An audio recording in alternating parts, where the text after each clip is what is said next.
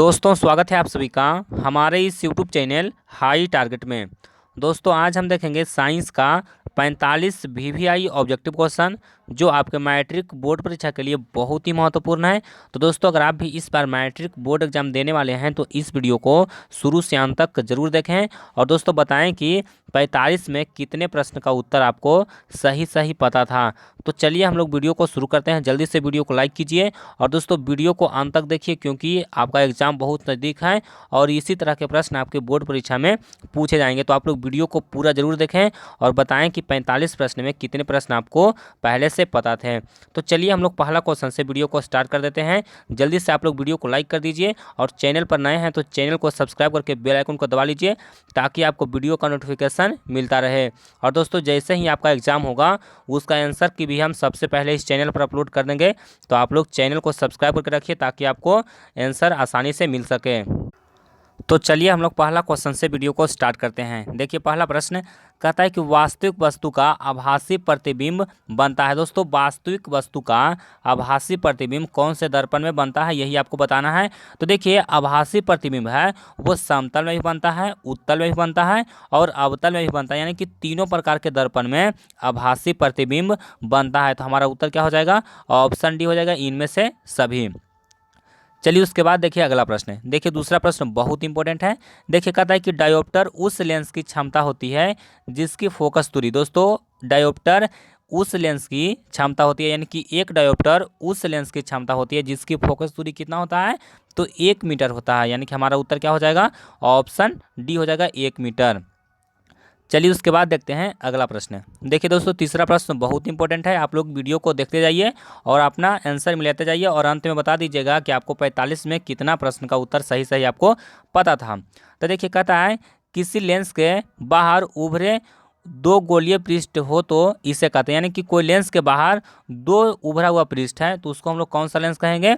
तो उसको हम कहेंगे उत्तल लेंस। उसको कौन सा लेंस कहेंगे? उसको हम लोग कहेंगे उत्तल लेंस, यानी कि ऑप्शन सी हमारा बिल्कुल सही आंसर है। चलिए उसके बाद देखते हैं अगला प्रश्न।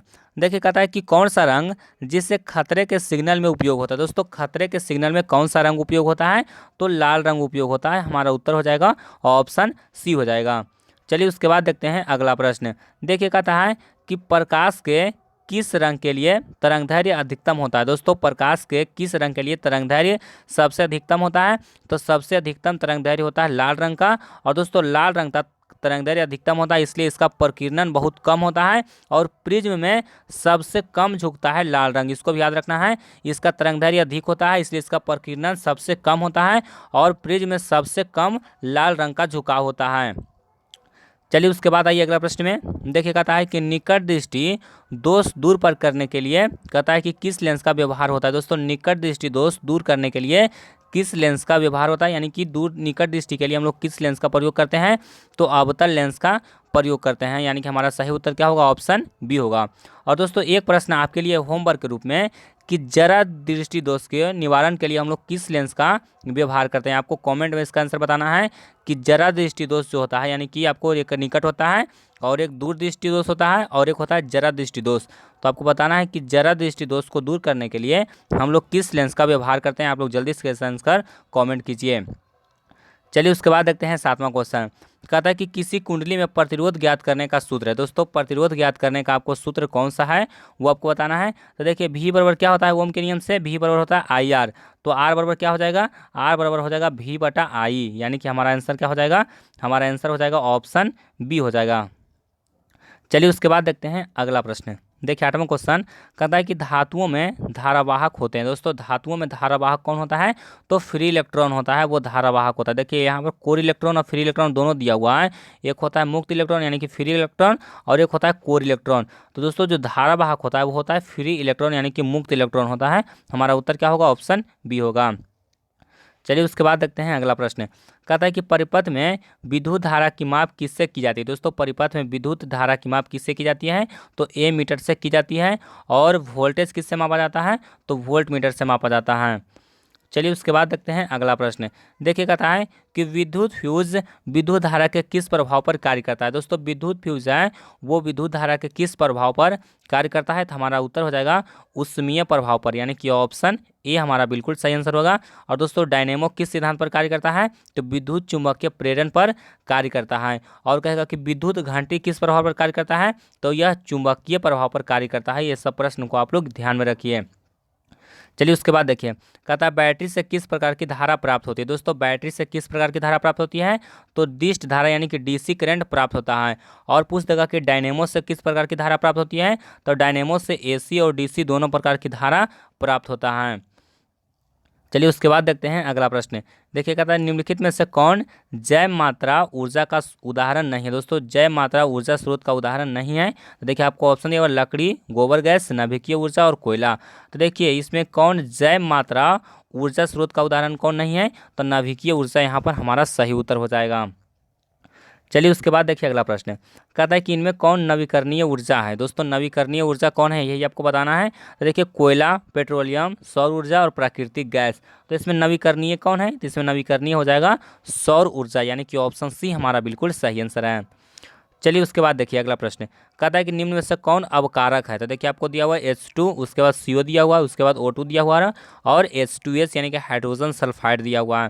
तो आपको बताना है कि कौन अवकारक का उदाहरण है, तो इसमें अवकारक हो जाएगा हाइड्रोजन, यानी कि H2 हो जाएगा। हमारा उत्तर क्या होगा, ऑप्शन ए होगा।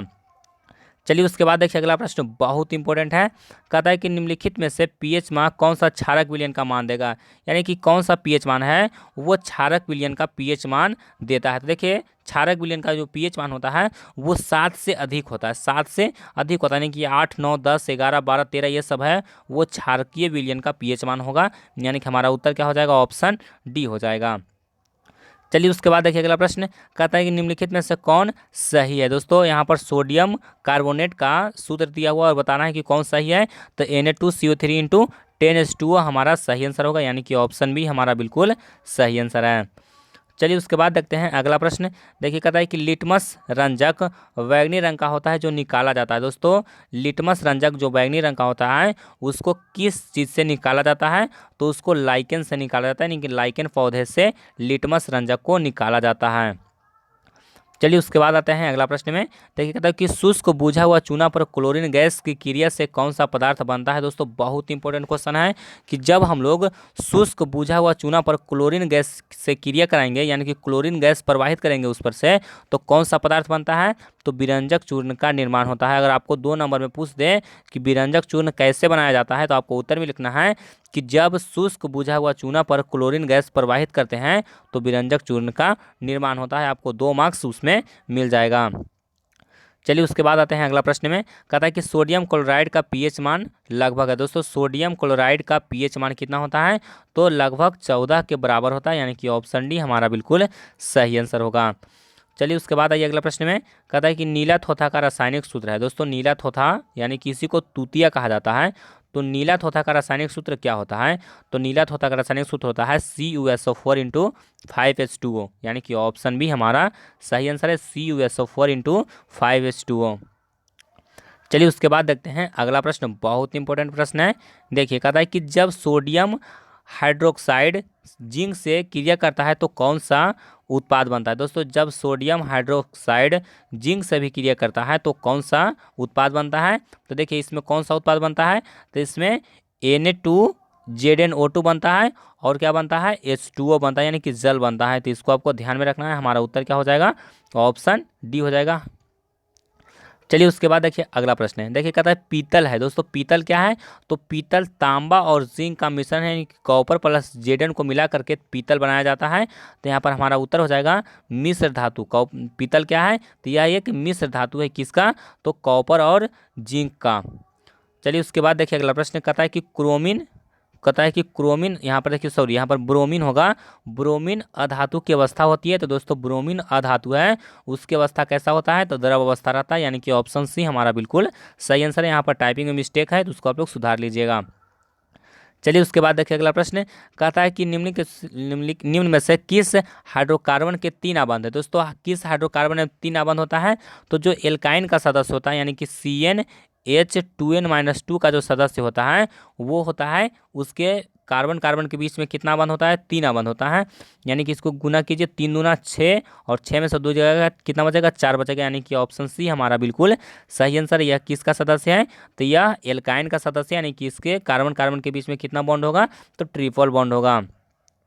चलिए उसके बाद देखिए, कहता है कि चीनी का रासायनिक सूत्र, चीनी का रासायनिक सूत्र क्या होता है, C12H22O11 होता है। और ग्लूकोज का तो C6H12 और O6 होता है। इसको भी आपको ध्यान में रखना है।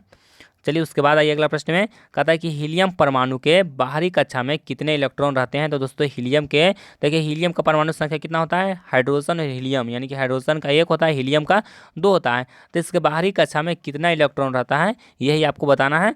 तो बाहरी कक्षा में उसमें देखिए पहला कक्षा में 2 इलेक्ट्रॉन, तो 2 इलेक्ट्रॉन हो जाएगा, वो एक ही कक्षा में होगा। यानी कि यह इसका बाहरी कक्षा और अंतिम कक्षा है।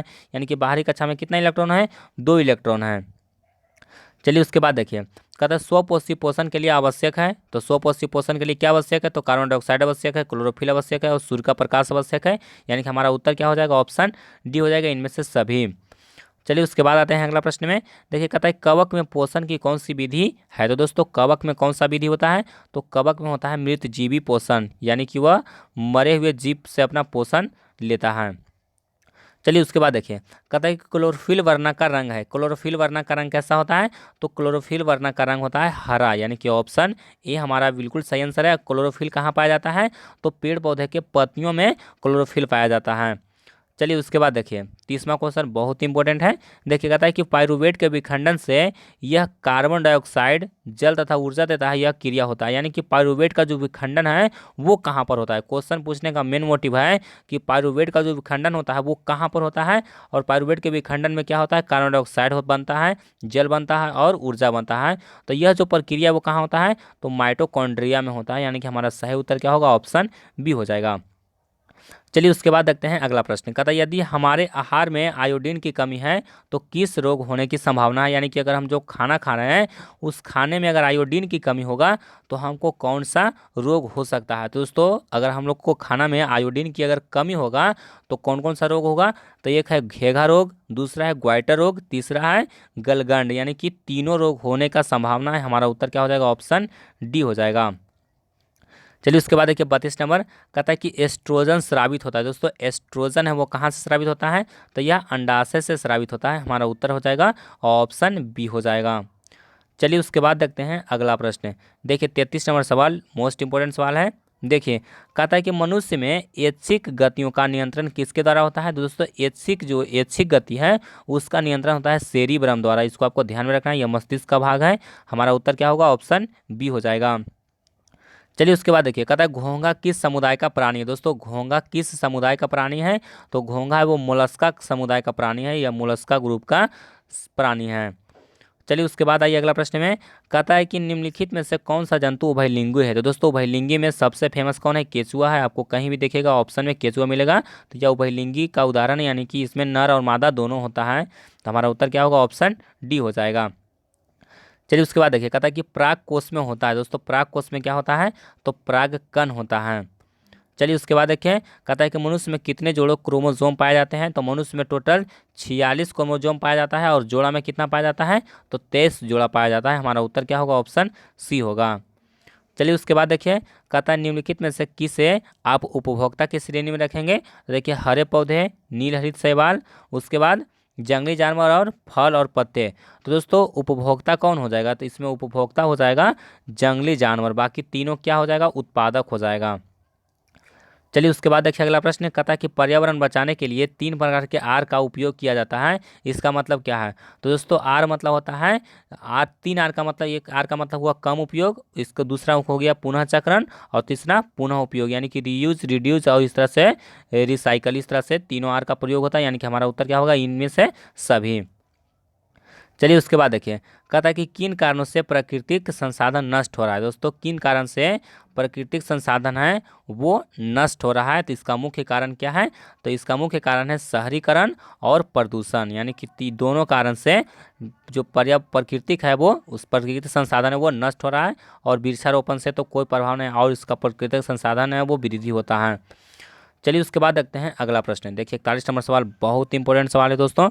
कहता है कि फ्लोमिंग के वाम हस्त नियम में तर्जनी संकेत करती है। तो तर्जनी उंगली होता है वो चुंबकीय क्षेत्र की दिशा संकेत करता है, अंगूठा होता है वो बल का दिशा संकेत करता है। तो ये सब आप लोग ध्यान में रखिए।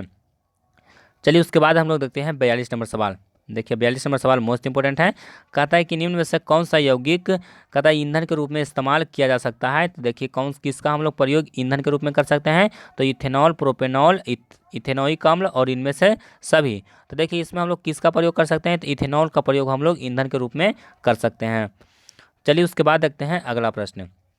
देखिए कहता है कि कौन सा पदार्थ लाल लिटमस को नीला कर देता है। दोस्तों लाल लिटमस को नीला कौन करता है। तो क्षार करता है। 43 का सही आंसर क्या हो जाएगा। तो 43 का सही आंसर बी हो जाएगा। उसके बाद देखिए 44 नंबर कहता है कि नई कार्तीय चित्त परिपाटी के अनुसार दर्पण के सामने रखे गए बीम की दूरी ली जाती है। तो दर्पण के सामने देखिए दर्पण यहाँ है और वस्तु यहाँ है, तो इसके सामने जो दूरी लेंगे वो कैसा लेंगे, ऋणात्मक लेंगे, यानी कि हमारा उत्तर क्या होगा, ऑप्शन बी हो जाएगा। उसके बाद देख लीजिए 45 नंबर क्वेश्चन। दोस्तों 45 नंबर क्वेश्चन कहता है कि खाद्य पदार्थ के डिब्बों पर जिंक के बजाय टीन का लेप रहता है। दोस्तों खाद्य पदार्थों के डिब्बों पर जिंक के बजाय टीन का लेप रहता है, इसका कारण क्या है। तो दोस्तों इसका कारण ये होता है कि जो टीन होता है वो जिंक की अपेक्षा अधिक अभिक्रियाशील होता है, यानी कि हमारा उत्तर क्या हो जाएगा, ऑप्शन सी हो जाएगा। तो दोस्तों देखिए यहाँ पर हम लोग 45 क्वेश्चन देख चुके हैं और बाकी का क्वेश्चन होगा वो हम अगले वीडियो में कवर कर लेंगे। तो आप बताइए कि 45 प्रश्न में कितने प्रश्न का उत्तर आपको सही सही पता था। और दोस्तों आप लोग 46 नंबर क्वेश्चन देख लीजिए। कहता है कि निम्न में से कौन सा संवेदी ग्राही अंग नहीं है। दोस्तों इसका आंसर अगर आप लोग जानते हैं तो आप लोग 46 नंबर का आंसर आप लोग बता दीजिए कि इसका सही आंसर क्या होगा। बाकी हम अगला वीडियो में ये सब क्वेश्चन है वो हम लोग कवर कर लेंगे। बाकी अगला वीडियो में जितना क्वेश्चन होगा उसको कवर करेंगे। तो आप बताइए कि आपको 45 प्रश्न में कितने प्रश्न का उत्तर आपको पता था। और अगर आप लोग पिछला वीडियो नहीं देखें तो जा करके प्लेलिस्ट में देख लीजिए या फिर डिस्क्रिप्शन में लिंक दे दिए हैं।